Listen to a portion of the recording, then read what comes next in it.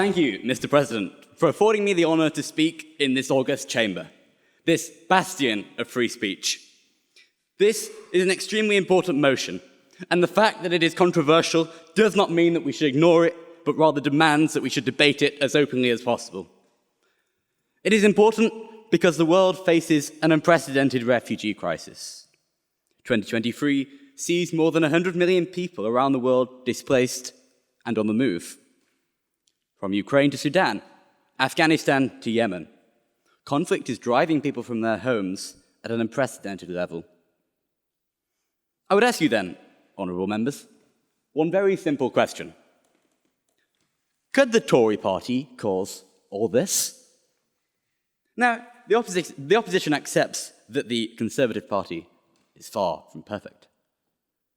But could anyone in this chamber really say that even the Tories, evil and conniving as you might think they are, could possibly engineer such an enormous problem for their own political game? For that, ladies and gentlemen, is what the proposition claims and the wording of the motion forces them to claim. To prove our case, we in the opposition do not need to defend every detail of the government's policy, no matter what my honourable friend is forced to do by the terms of his employment. We do not need to prove that the government is not acting, to some extent, for political gain, for that is the purpose of democracy. And we do not even need to prove, you'll be relieved to hear, that Suella Braverman is a force for total moral good. All we need to prove, honourable members, is that there is a crisis around refugees and that this government is at least attempting to solve it. To persuade you of this, I shall be making a very simple argument. First, I shall outline why this is a crisis for Britain. Secondly, and most importantly, I shall say why this is a crisis for the refugees themselves. And finally, why it is not the opposition, but the proposition who are engineering this problem for their political gain. But before I do any of that, it is my solemn duty and great pleasure to welcome the speakers for the proposition tonight. You have just heard from Fiona Townsey, a first-year PPE student, as she said, at Lincoln College. Now, I must admit I was struggling to find anything obvious to say about Miss Townsey.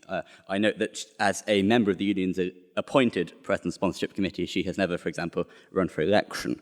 Until that was, I came across a video of her describing her internship with that bastion of social justice at the Adam Smith Institute. In it, Miss Townsey has a lot to say about one Nadine Zahawi, who you may recall a few months ago was sacked from the cabinet in disgrace over his tax affairs. And Miss Townsey goes on to say that Nadine was extremely interesting and definitely one to watch out for.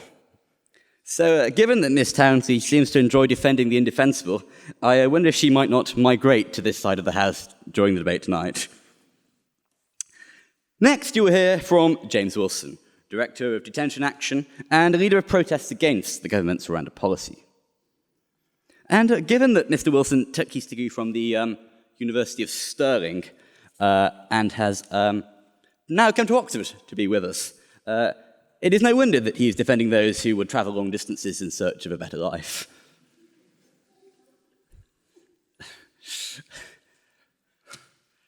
Finally, you will have the distinct honour of listening to the Right Honourable the Lord Dobbs, Labour life peer and former director of the Refugee Council. The Oxford Union has seen some memorable speakers over the years, from prime ministers to presidents, from Hollywood stars to captains of industry. But I think few have such an inspiring life story as Lord Dobbs. After escaping from Czechoslovakia in 1938, he has tirelessly campaigned all of his life for the cause of refugees. So it really is an honour to be in a debate with you tonight. Mr. President, these are your distinguished guests, and they are most welcome.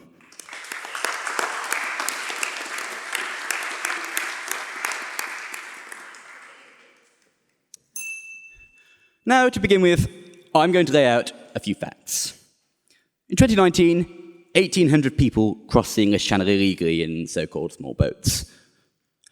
Last year, that number was 45,000. The proposition tonight will, and indeed has, tried to convince you that that is a small number. Do not let them, ladies and gentlemen. That number represents over 10% of the entirety of net migration to the United Kingdom, and as you can see, it has rocketed merely over the last 3 years. This is increasingly becoming a crisis of law for this country. It is a national embarrassment and insult to those genuine refugees who use legal routes and yet are still denied asylum. Moreover, this is undermining the very functioning of our democracy. For a majority of voters, the small boats crisis now represents a top 2 issue when they choose who to vote for. You may hear from the proposition that this sentiment is misguided, as I think we already have heard it, fueled by evil Tories, the Daily Mail, and the rest of the illiberal forces of darkness. I would ask you, however, to trust in the good sense of the British people. They hold these views not out of stupidity or hatred, but out of concern for fairness and the rule of law. But that is not even the main point that we in the opposition will be making to you tonight. The enormous increase in the number of illegal refugees is being fueled by manipulative international smuggling gangs. These people are not altruistic. They are not upstanding citizens of a liberal democracy, like the people in this chamber tonight. They are some of the most vile criminals in the world who profit from human misery, who force people into the evil underground economy of modern slavery. The Archbishop of Canterbury described the government's policy yesterday in the House of Lords as morally wrong. And I would like to make it clear that I had the utmost respect for Dr. Welby and believe he conducted the coronation service on Saturday with the greatest dignity. However, on this occasion, I submit that it would be morally wrong not to intervene in this terrible humanitarian crisis, that the government is, in fact, carrying out its most fundamental duty and responsibility.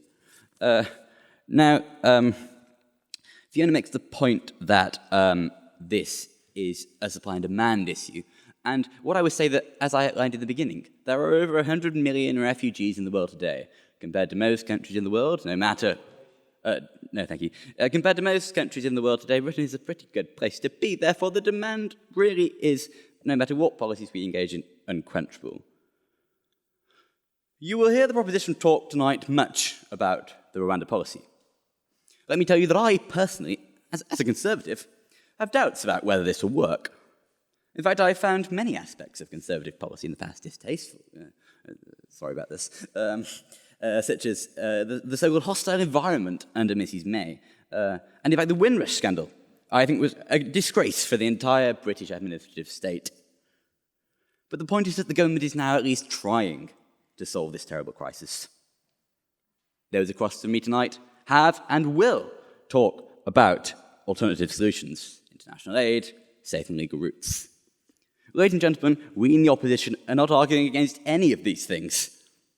Last year... Then why not just allow refugees to get on the ferry and come to the UK and you won't have to small boats crisis? Well, I think I should come on to that in the speech. I think the fundamental point is that these things aren't simple, and I'm not actually sure that that's related to what I'm arguing, but I will carry on. Last year, net migration to the UK reached an all-time high at around 500,000 people. We have refugee schemes for many humanitarian crises, not least Ukraine and Hong Kong. We in the opposition are not arguing against migration. We are simply saying that we must approach it with a practical attitude and not merely good intentions, no matter how noble. You might compare the current situation of the small boats to a lottery. We have no control over who crosses, and in many cases, due to the long and arduous journey, it is those least in need of our help who make it to these shores after traversing many safe countries. Meanwhile, the most vulnerable are left stranded and in danger. It is for this reason that His Majesty's government is taking steps to end the scourge of illegal migration, both for the benefit of the British public, but more importantly for those migrants themselves. I'm conscious that I've droned on for far too long tonight already, but before I hand over to my esteemed colleagues, I'm going to ask you one simple thing. Whatever your wider views on this issue, and I accept that they are complex and varied, I would ask you to focus very closely on the wording of this motion. You may believe that the United Kingdom should have a higher level of immigration. You may alternatively believe that the government is too liberal with regards to our borders. This, I say humbly, is irrelevant. We are not asking you to endorse government policy or to condemn it. Instead, I ask you to vote against the motion tonight for two very simple reasons. Number one, there is a crisis surrounding refugees. Number two, this government is trying to solve it. Thank you very much.